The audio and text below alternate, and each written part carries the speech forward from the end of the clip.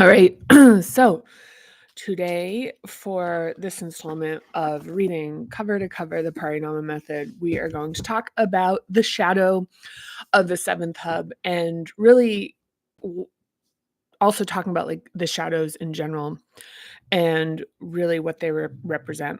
So, the shadow for the seventh and the final hub, and this has to do with understanding, intellect, everything like sort of wonder, awe, whatever. um, of the seventh hub, the shadow is absolute certainty. So, as previously covered in the earlier sections, we're talking about being able, like what this hub is about at its really at its like sort of core, I guess, is it's about the ability for inquiry, curiosity, contemplation. It's a place for new information, to be assimilated and worked with and considered and invited in. And it's about sort of like this taking in of something that's larger than what we are. It's kind of it's about like a more sublime sense. It's about surrender. It's about, so to become absolutely certain, it blocks the capacity for this hub. And so, with that being said, so let's talk about, and so it's the shadow of this hub. So the shadow, so one of the things about the shadow as presented here in the Parinama Method is that every hub has one. And the hub, the shadow in and of itself is actually like where it becomes the shadow is when it becomes chronic. When it become, and by chronic, I mean just like long standing and lacking dynamism. Like when it becomes like, so for the first hub, fear is the shadow. And so fear is like, as a chronic condition, is hypervigilance. Fear as an acute response is life-saving. It's dynamic. It moves us out of situations. It's like a forcing function that has us like jumping out of danger, or even, it's not even like just fear. It's like that we eat, that we put on a sweater, that we like all these things that are sort of the like really organically arising impulses that move faster than comprehension. So one of the other things is that a chronic the chronic nature, the long-standing nature, so of like of hypervigilance, where you're just always afraid. We're always looking out, where you're always, it really represents the lack of trust with that hub when it's like really interfered with and adapted. So it points to the antithesis, like the chronic nature of a shadow points to the antithesis of like a really robust, like highly functioning hub. And then so even the second hub, where it's shame and guilt, where shame naturally arising is corrective. You do something where you're kind of like, it's not great to somebody, you do something, and it's just this kind of like organically arising justice, like sense of like making it right. But if we're ashamed all the time, about like what we eat, like what are people going to think about me? All my thoughts are dumb, and I don't look good, or I don't, it's like I'm not smart enough. I'm not, like just, it's like, oh, I'm thinking about this, and that's not it. Like that makes the naturally arising shame diluted. So it's hard to even like touch on the mechanism of what the actual like acute organic aspect of the actual function is. So becoming a shadow actually even makes us less effective at the actual function being able to arise and be like like impactful. And then, in the third hub with power, it's anger. And so you talk about something that's stigmatized. It's like anger naturally arising is like pushing back on indignities. So anger is a naturally arising response to having your integrity and your dignity and, um, your humanity undermined, suppressed. Like you're having the expression of who you are punished, hurt, just like, and so anger is like this function of like pushing back to restore yourself to the state of the hub. So in acutely arising, like in a situation that's demeaning you, you're pushing back to be able to restore yourself, to restore the hub. But if you have a chronic state of anger, you're just angry at everything, right? So the shadow is when the anger overtakes life with just being constantly irritated, cut like on a hair trigger, so that everything starts to represent this quality of being like an assault on like one's dignity, on one's, it's like, one of the things you'll see with anger, it's like a lot of it's like, "You don't respect me." Like, "I'll teach you to respect me." Like, that quality within anger, you see it's like it's deeply tied to what anger is about, which is about respect. But respect for, and this respect that's just respect for who you are. So back to the notion of a shadow is like in the acute, naturally arising form. And this is not to say that when this might kind of start to sound like kind of blaming, but this is talking about how these adaptations. So once it becomes acute, it's adapted in a particular way. But I'm not going to talk about that today. I'm going to keep going here where I'm talking about in the fourth hub, where we're talking about what the shadow is. Is the shadow is listed in the book. We're talking about there's envy and jealousy, but there's also like the real, like the big shadow of the fourth hub is grief, which is essentially separation. So at the core of everything, the sort of the master shadow is this grief, and it has more complexity than some of the others because the grief itself gets suppressed and it becomes separation. So the grief is the acute, like allowing this sadness to be attached to events and the things that hurt us, and allowing ourselves to feel that. And when the shadow of grief is like just separation, it's isolation, it's to kind of like remove ourselves from situations that can potentially cause suffering and sadness of separation. So it's like preemptive separation. Now, the other shadows, so for the fifth hub, we talked about lies and deception. And so the thing, lies are one of those things where there's kind of this tendency to be like, lies are just like bad. It's like lies are bad. Yet, and that people lie, like people who lie are bad.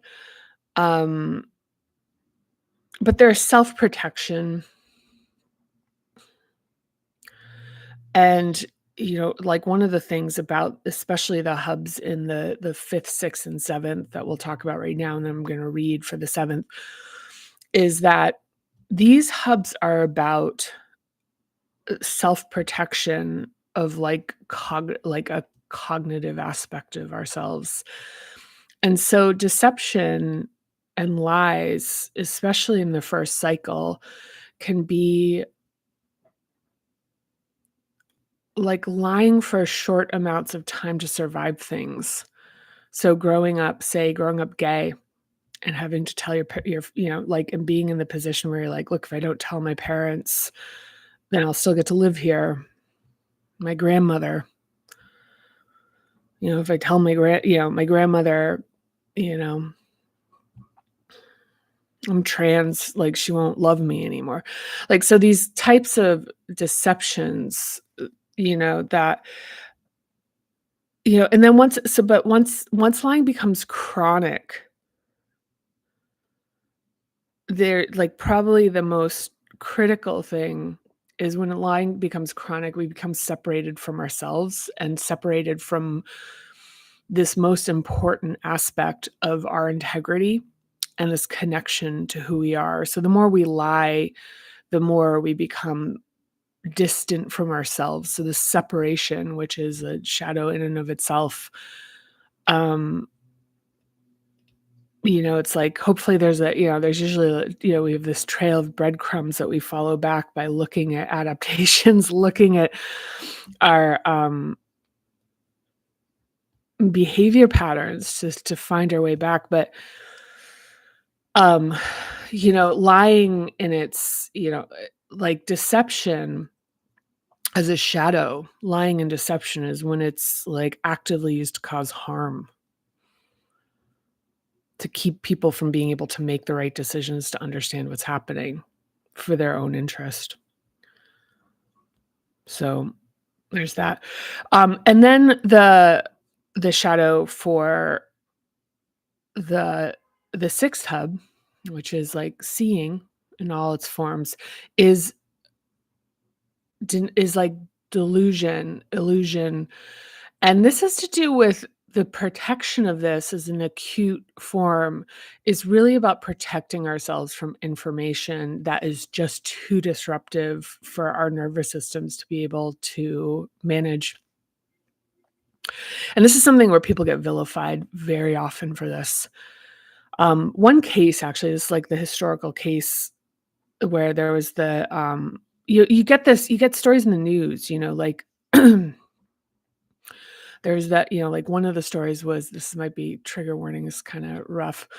Talking about that the prom mom, the teenager who had the baby at the prom and then discarded of the infant's body and then went out and like continued dancing.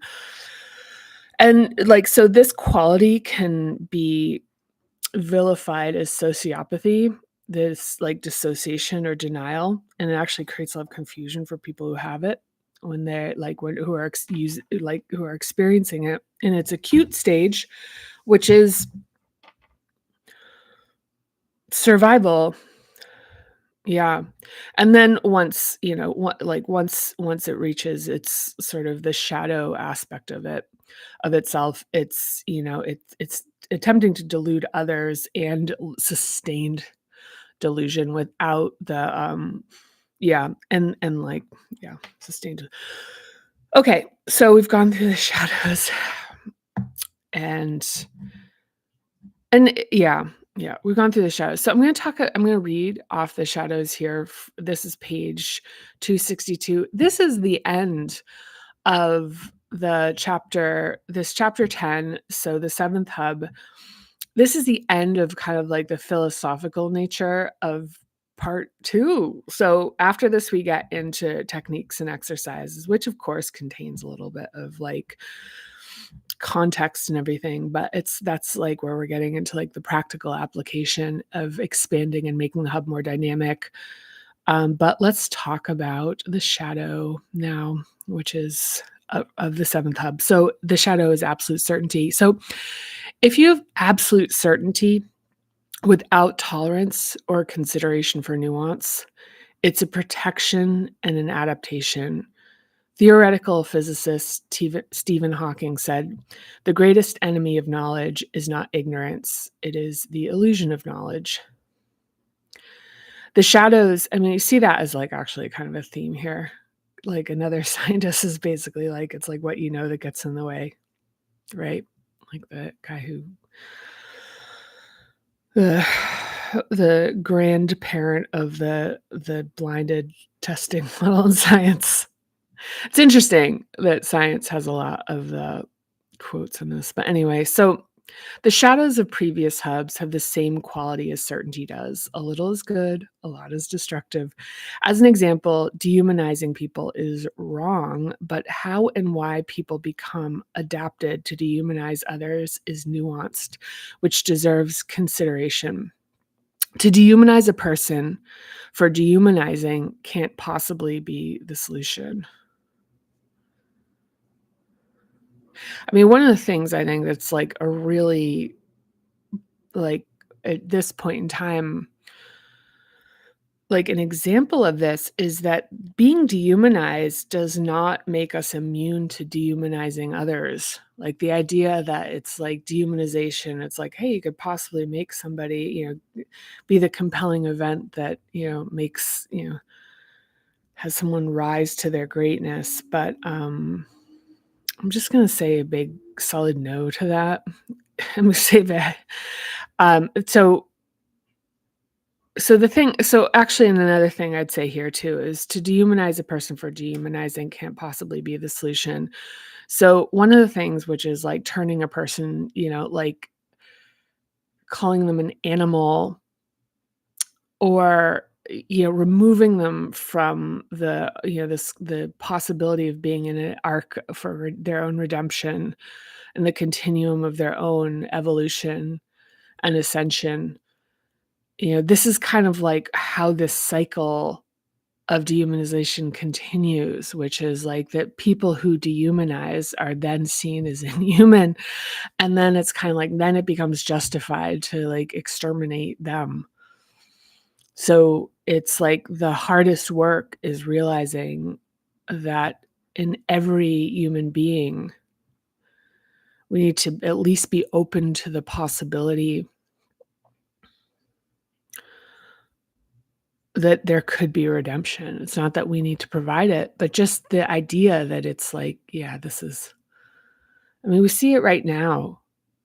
We see people who their population, like in Israel, we see people who their population was once subjected to the attempts at a, to horrific outcome of genocide,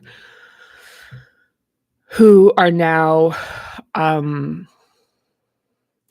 perpetrating as violent and gruesome and cruel a treatment of another population of people unrelated to the previous war crimes. I mean, this is like this thing about dehumanizing people, is where absolute certainty is just so dangerous because it's just becoming very clear about the understanding. I mean, another thing is that, the treatment of Black folks in America where like with the in the, the days of the lynchings and dragging folks behind, like horses, like, that didn't come out of nowhere. The folks who were enacting that had actually experienced that in England, which is why they left England, was that they had been persecuted. The Puritans had been persecuted as being religiously weird, so they and their persecution was public and torturous, and so it was, technically, like, white on white torture and violence that wound up finding its way over to this continent and enacting itself on another population. I mean, this is just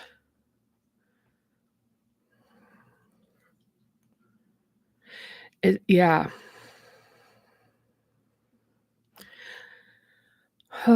Yeah.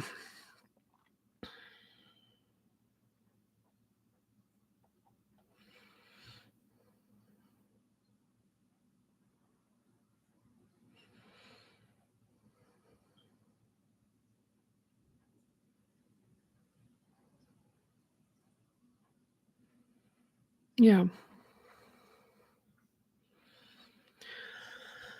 So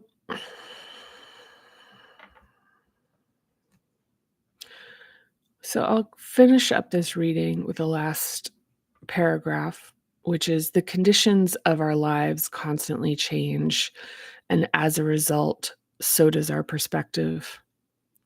Health and longevity are not guaranteed. Children grow up and go on to build their own lives.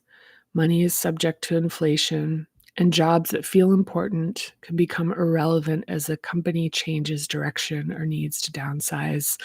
Certainty is false protection against the unsettling truth that nothing can remain unchanged. If our lower hubs are not at least somewhat developed, we may grasp at intellectual certainty for stability and use assumptions to block and defend against information that feels threatening to the illusion of control. We can exchange absolute certainty for what technology forecaster Paul Sappho calls strong opinions weakly held, allowing for increased intellectual expansion.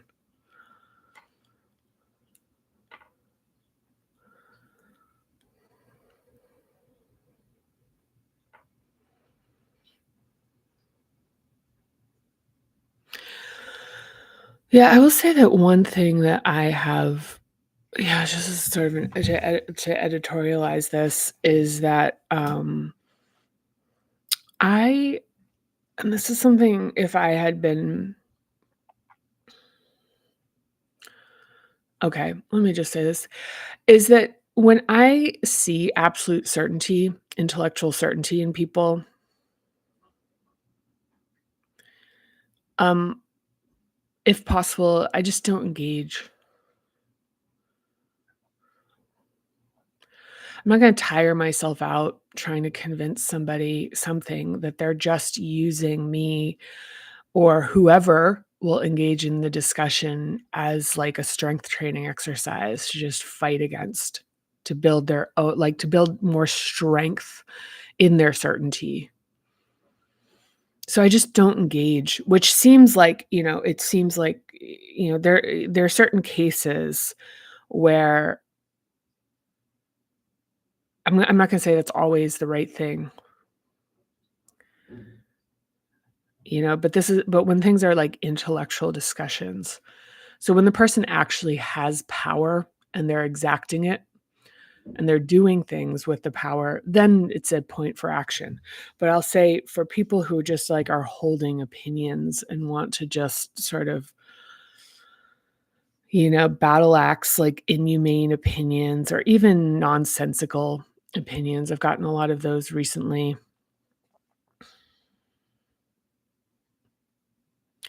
It's like, my thing is like just addressing me about something doesn't guarantee that I'm going to respond to it. I'm making the decision about whether I respond. And if I'm going to engage in any kind of discussion with somebody, um I need to first of all come with an openness that I'd change my mind, that I'm open to hearing new information, that I don't know everything. So for me to have that aperture open, I'm not going to expose myself to somebody who has like absolutely no intent and all they're trying to do is like subjugate me. So that's not going to happen. However, if somebody is in a position of power and is using their absolute certainty to cause harm to others or dehumanize others, that's a different for me. That's a different that's a different case. And also, especially, relating to, what my position is relative to the situation as far as it relates to power and standing and the ability for me to have something to say that will be heard or acted on. So, yeah. Yeah, I mean, I guess one of the things with that is, like, really assessing. So when it comes, I would say, like, it's assessing other people's absolute certainty in terms of protecting your own peace rather than, like, running cycles and exhausting yourself to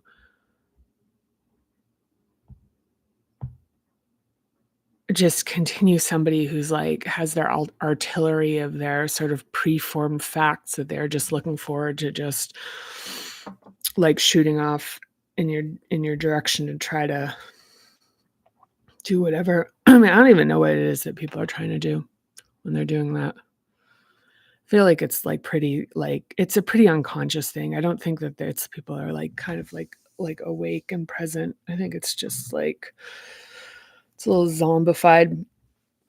So, yeah, so I'm like, "Yeah, I'm not gonna do that," you know? I mean, yeah, I mean, honestly, at this point in time, if if you're seeing civilians being just absolutely slaughtered, and it's like, yeah, maybe they shouldn't have let, like, people build tunnel. I mean, it's just it's such a like, I can't it's just I'm kind of at this point where I'm like, "Wow, it's really a willful decision to dehumanize people." And I'm just noticing it's or I've always noticed this, or I've noticed this in my adult life, is that people are really committed to these ideas. There's, and it's just, these kind of like chit chat things, or they want to like fight with you. It's like, it's the absolute certainty. It's the shadow. There's no like letting anything in. And if anything, it's strengthening the certainty by giving it exercise. So, if any, and this is case by case. This isn't everything, because this isn't about just ignoring anyone with a dissenting opinion. It's kind of a specific thing that, um, but it's just to say, like, everyone who has something to say doesn't necessarily like guarantee that they deserve you to respond to them.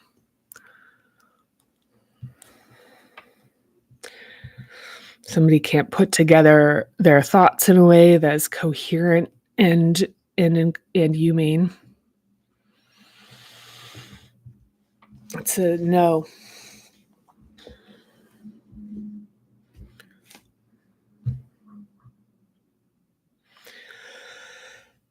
Okay. So that's it for today. If you made it this far, thank you. I'm really happy to have you here. I'm really grateful for you. And yeah, I'll see. So next time we're going to be in techniques and exercises. So we're going to be at page 263, getting into the prompts being use fingers to comb and massage scalp and turn down external sensory stimulation. One of the things about this hub is that, like, slowing things down, making it quieter, reducing stimulation is like really making it possible to like have a first of all, to be able to feel yourself more, to turn inwards, to make that more possible, and also in terms of observation, to be able to observe things just with more like focused energy. We'll talk more about that. But anyway, thank you for watching. I'll see you next time. Bye.